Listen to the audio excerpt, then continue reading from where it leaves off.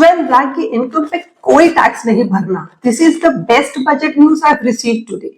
But Sitharaman madam कुछ तो 5%, 10%, 4 लाख, 8 लाख इतने सारे नंबर्स का बात कर रहे थे कि एट द एंड मुझे समझ नहीं आया कि टैक्स भरना है कि नहीं भरना है। All these complications are very well simplified by me. Stay tuned, stay subscribed.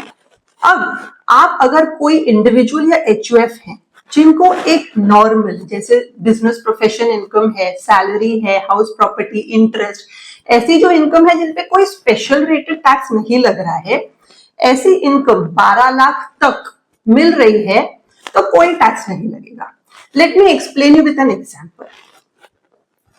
इस केस में आप देखोगे कि this is my old existing new tax regime, जहां पे अगर मैं कैलकुलेशन करूं तो मुझे 80,000 का टैक्स बन रहा है, but under the new tax slabs यही अमाउंट 60,000 हो गया।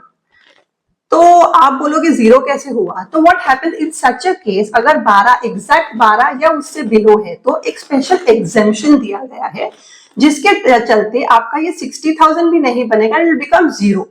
तो एंटायर 80,000 जो आपको अभी पे करने को आ रहा था वो जीरो हो गया, right? But if it crosses 12 तो आपका मिनिमम टैक्स स्लैब 12 नहीं हो गया, ऐसे केस में आपका मिनिमम टैक्स स्लैब 4 हो गया जो पहले 3 था।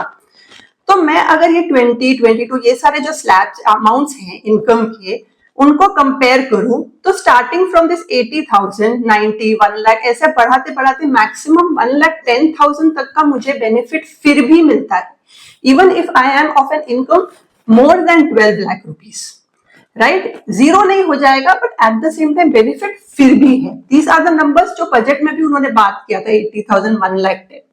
अब ये मैं बात करूं न्यू टैक्स रेजिम की, जो अब तक हम बोलते आए हैं कि हाई इनकम और 30% टैक्स ब्रैकेट वालों के लिए ल्यूक्रेटिव नहीं है, बट अब with this change even the old tax regime has started becoming outdated. The new tax regime now has become lucrative even after मैं जो deductions की बात कर रही हूँ अब उसको भी हम एग्जाम्पल के साथ प्रूफ करेंगे।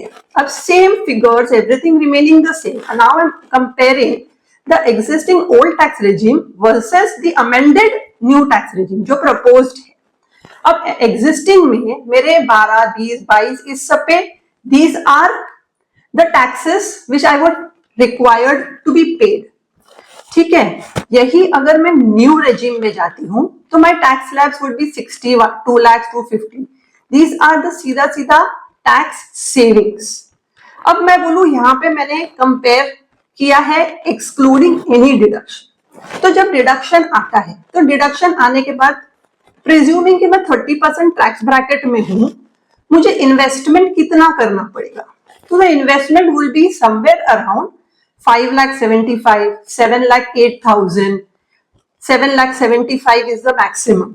तो अब इतना बड़ा अगर इन्वेस्टमेंट है तो हाँ अभी भी ओल्ड टैक्स रेजिम ल्यूक्रेटिव रहेगा, बट नॉर्मल एवरेज पर्सन का अगर मैं बात करूं तो 3 से 5 लाख के बीच में इन्वेस्टमेंट रहता है। जो ATC और इन सब मेडिक्लेम इन सब के जो इन्वेस्टमेंट्स हैं वो सब 3 से 5 के बीच में होता है। ऐसे केस में now shifting to the new tax regime is very very lucrative, so it's a very welcoming provision. I will suggest we all evaluate our cases. ये तो एक ballpark figures है, but we evaluate our situation precisely and take real time decisions. Definitely it's a welcoming provisions. Yippee!